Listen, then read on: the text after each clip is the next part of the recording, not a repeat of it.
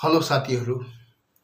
आजको विषय छ खराब सङ्गतिबाट कसरी बाँच्ने। तपाईलाई थाहा छ रङ कम्पनीले क्वाइटली तपाईको लाइफ डिस्ट्रोय गर्न सक्छ। So how do we protect ourselves? खराब सङ्गतिबाट बाँच्नु भनेको आफ्नो जीवनलाई सुरक्षित राख्नु हो। But how can we avoid it? बाइबलमा परमेश्वरको वचन 1 कोरिन्थी 15:33 स्पष्ट भन्छ, खराब सङ्गतिले असल चरित्र बिगार्छ। So first step, recognise the wrong influence.